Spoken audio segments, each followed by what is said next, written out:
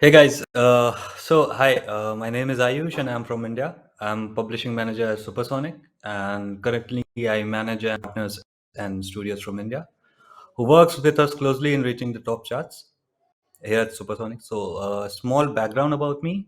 I started as a game designer in the industry and slowly developed a liking for hyper casual games. Uh, this was back in 2017, 2018. Back then I started creating my own hyper casual games and tested them with various publishers. Uh, from here on, I started loving the publishing process of it and wanted to test many games. I gradually learned the publishing process and started to get into it. And now I love what I do. I help amazing studios such as yours to create a chart topping hit. Quickly talking about Supersonic.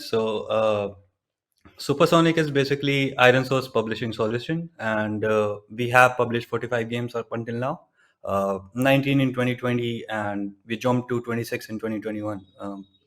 Uh, Expanding our portfolio. We are a 107% team currently, and we are super growing. We have people from different backgrounds, such as growth, monetization, creatives, and we are very professional at it. All right, moving on. I'd like to welcome you and begin the 2022 season with a bang. Basically, we are continuing with our super amazing tradition, the third edition of Superstars.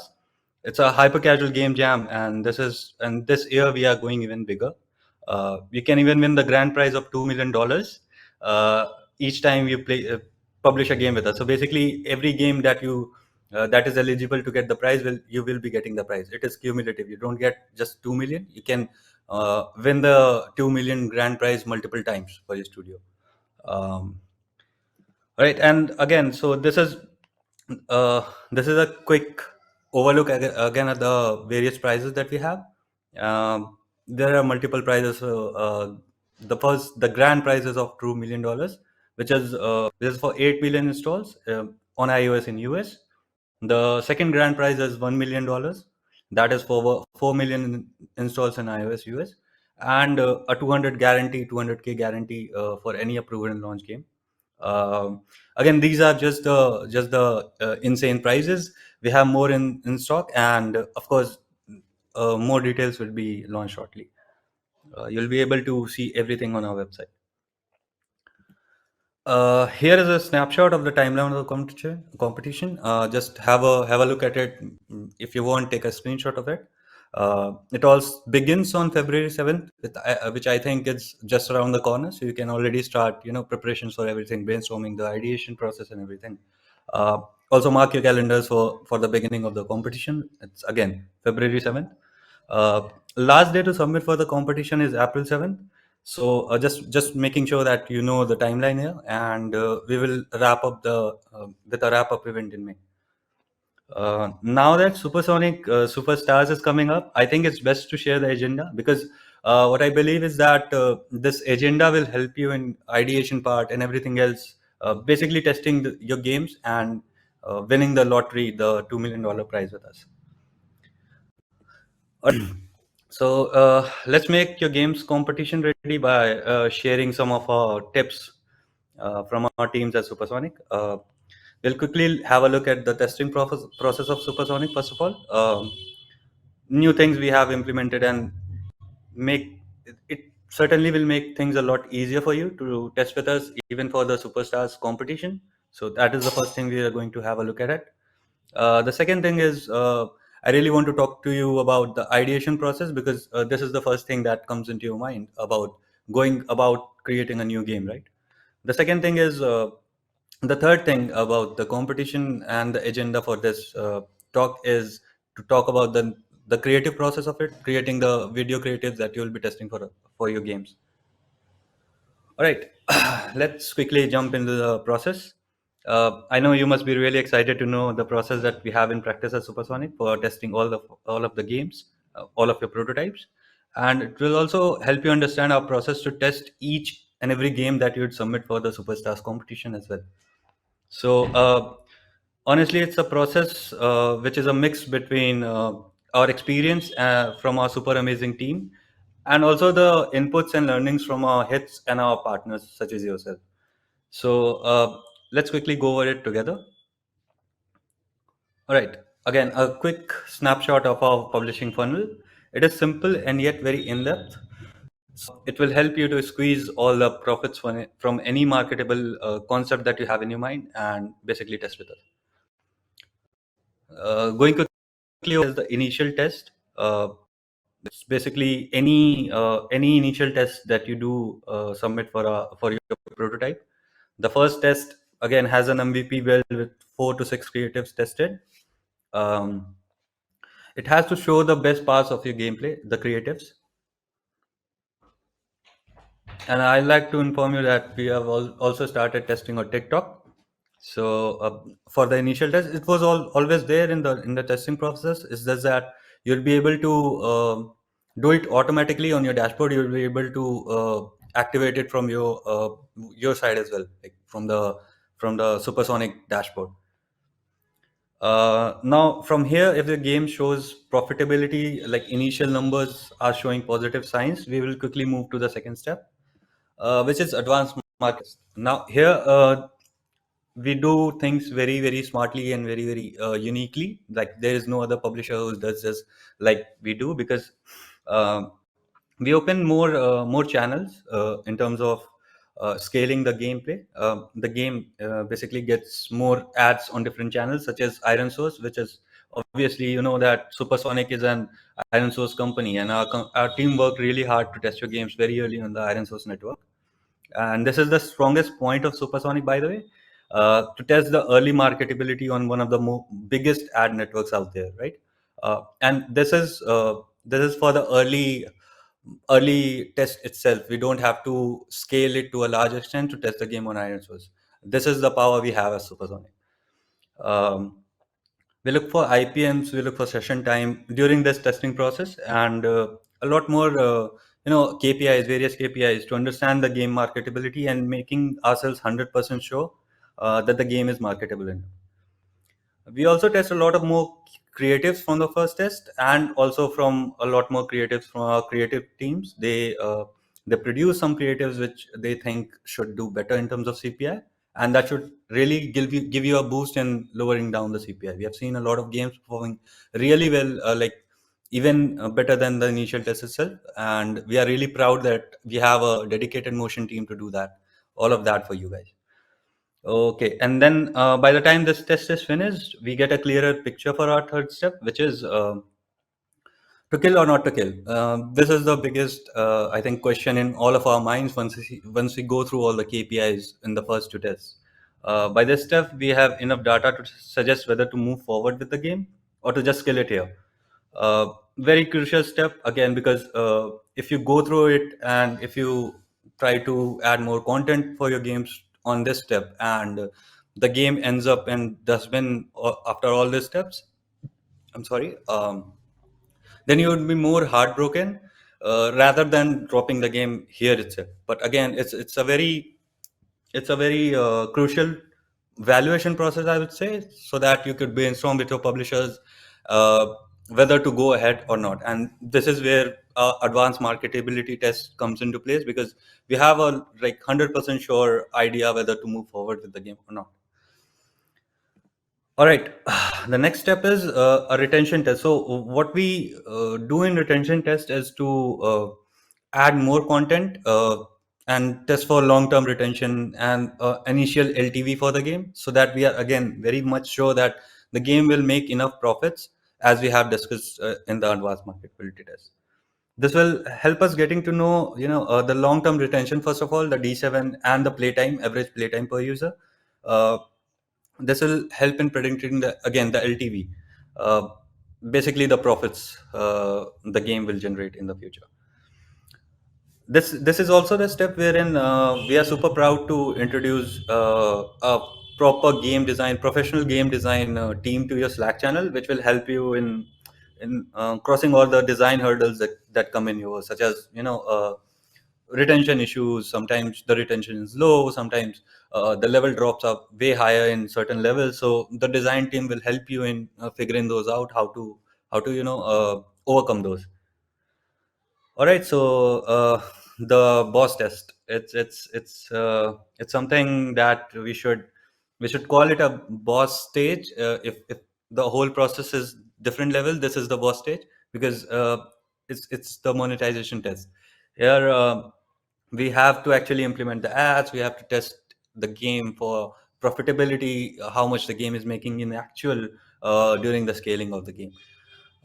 Uh, he- Basically, we also add a monetization team to the Slack channel, so that they help you with all the ad placements, and through like squeeze the all the lemon for your lemonade. Like, all the profits is squeezed here by our monetization team. They'll help you in figuring all those stuff out. So super proud again to say that we have a professional team, monetization team, that will be added to your team.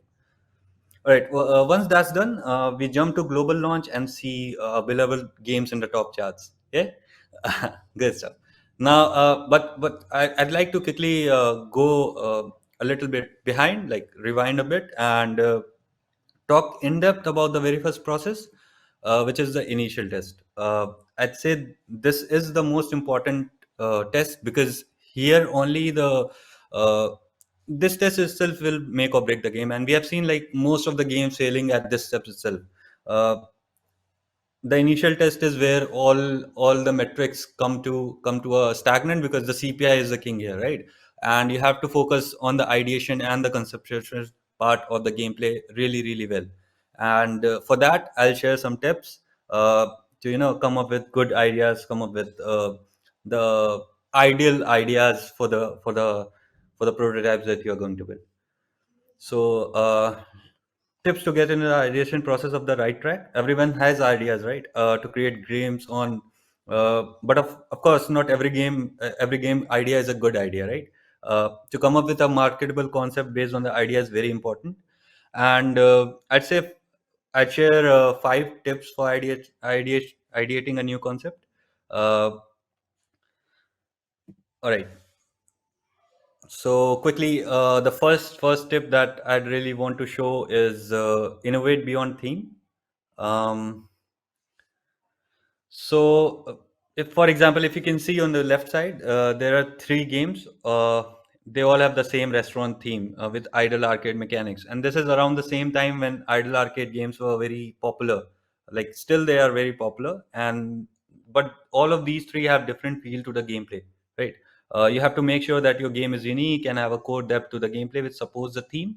Uh, and just not a reskin of a previous launched game. Again, on your left side, right side, you can see Join Lumberjack, which is a good example of how you can leverage a theme into a deeper gameplay around a trending game. All right. Quickly moving on. The second tip that I would like to give you is to change the theme. By changing the theme, I mean, if you see on the left side, uh, Dodge Master from Rolik is a game that did really well with the all the benchmarks, and it was in the top charts for a while. And it is a ragdoll based gameplay, right, where you have to avoid bullets.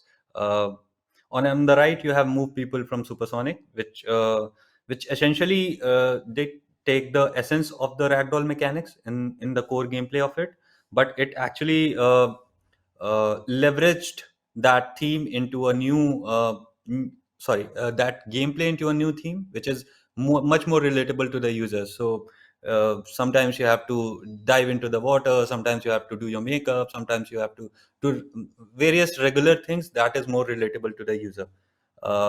And this is how this game did really well as well. So again, changing the theme is a good way to go about ideating a new concept. um, the next thing that I want to talk about is changing the mechanics and the camera angle. Not to be confused with changing just the camera angle or just the mechanics. You have to like take a balance out of it and change both the things.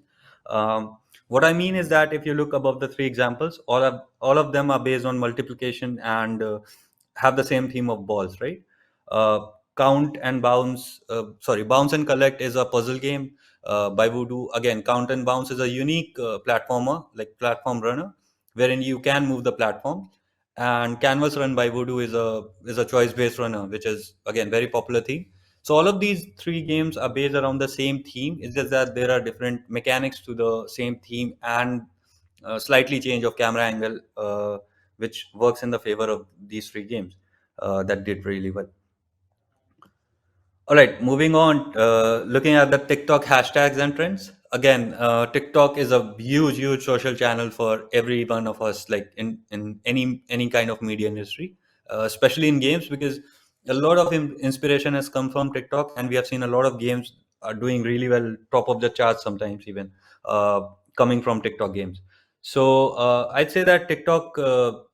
You can look for inspiration in certain videos like which have millions and millions of likes and views, and you can go about creating your own concept based on it. All right, the last thing that I want to talk about is looking at old trends. They could make a comeback, and not every trend has like dies in just a matter of couple of months. As we can see on the left, scribble rider, rock climber, and dodge boost is all an example of a drawing mechanic from 2020. But if you see on the right, we have draw weapon 3D, draw the line, draw edge, all published by us, all based on drawing mechanics.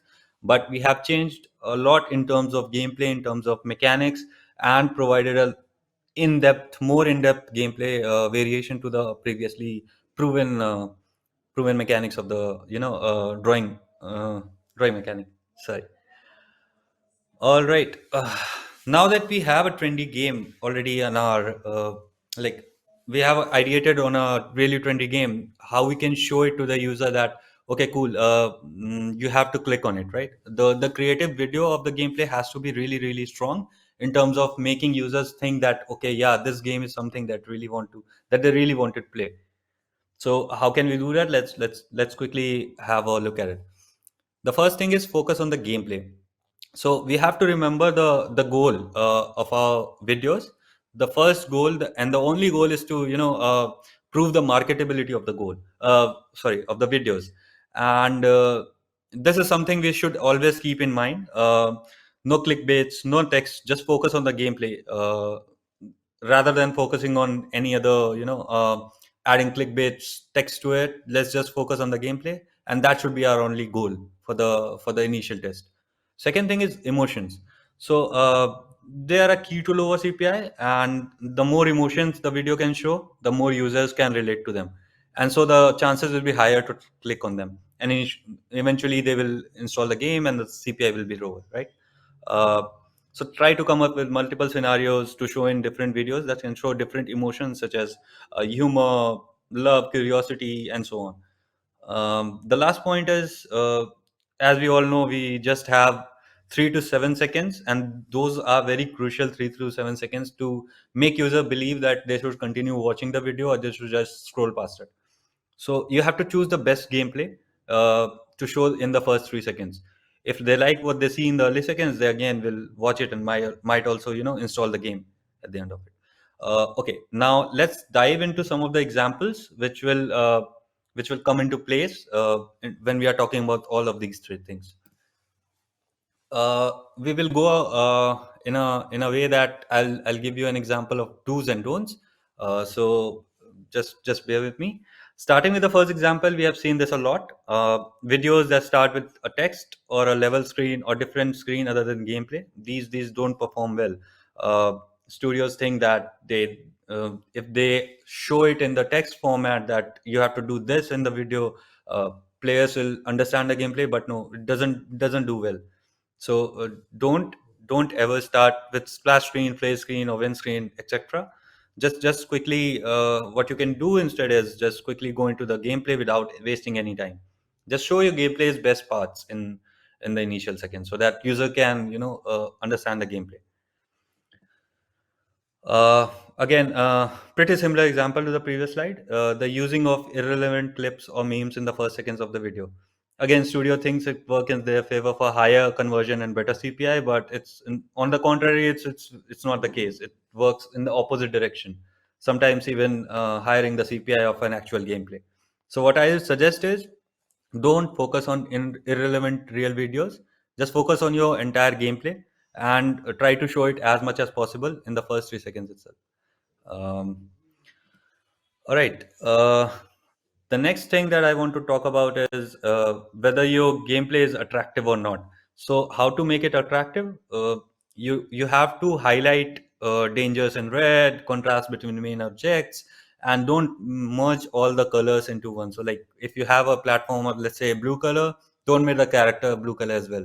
Try to contrast between each of the colors, and you'd see that you would be able to show the gameplay itself very, very clearly if you do that. Just that. So don't merge colors of characters and environment, and what you can do instead is contrast between main game and the gameplay elements of your video.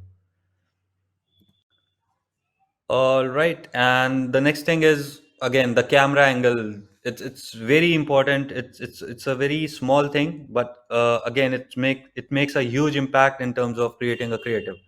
What I mean by camera angle is that if you can see on the left side, the the gameplay part is half of it visible, and you can't really connect to the gameplay. You just are going about that, guessing about what is coming next, or what is going on in the backyard. uh, while on the right side, if you can see the whole gameplay a lot more clearer, and you can connect to it a lot more easily, and you can also see the obstacles, everything that you have to collect very, very easily. So it makes you more this video more appealing to the user rather than on the left. So what I would focus on is to show the gameplay entirely on the screen, and not crop parts of the gameplay just to fit it in certain format. All right, and the last scenario that I'd like to talk about is showing multiple scenarios of your gameplay. So instead of just showing various color schemes, I'd suggest you to add different levels to your game, such as bonus levels. As you can see on the left screenshot, we have tested one, two, three, four, five, six videos of the same game. Two of them did really well in terms of CPI, initial marketability test, and the four of them have much, much higher CPI. And if we tested just the four videos that had much higher CPI, we wouldn't be able to publish this game, right? Because those are higher numbers, and those doesn't make sense to be profitable. So the other two videos where I don't know which exact video was that, but again, we tested different scenarios, which is why we know that this scenario is working better for the marketability test, and we can expand over it, and we can create again multiple scenarios based on the same scenario itself. So this helps a lot, and I'm telling you that you'd be surprised to see some of your previous games which didn't do well will be doing a lot well if you start creating multiple levels to your gameplay. And that's about it. If you have any further questions, just drop them here. I'll be happy to answer all of them. Thank you.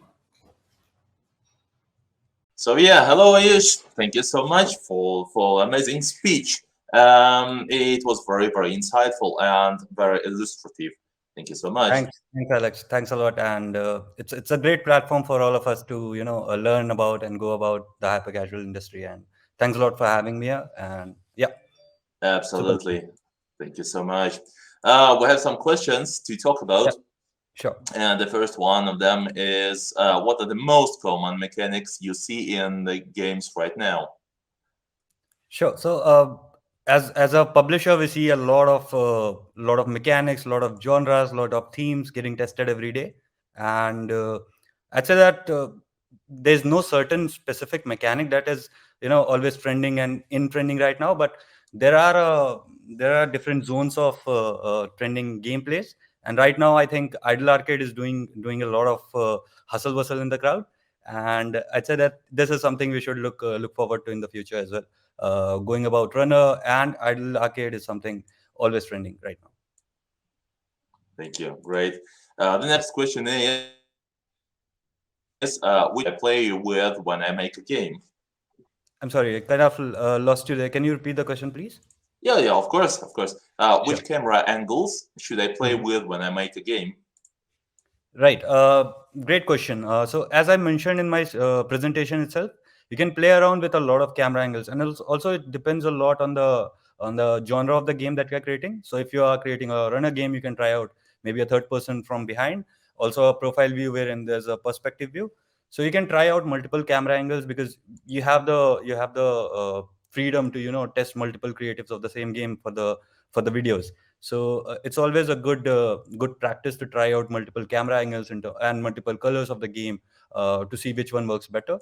But also maybe not just try any random camera angle. They have certain, like as I mentioned, for runner games you can try out third person and a perspective view, and you can see the top charts with camera angle is doing really well in terms of your genre, like the game that you are creating, and that should really help you in going according with the camera angles. I hope Thank you that so much. answers it. Thank you so much. Really, really good information for Thank from practical point of view. Um, the next question is, how long should I wait before trying a new prototype?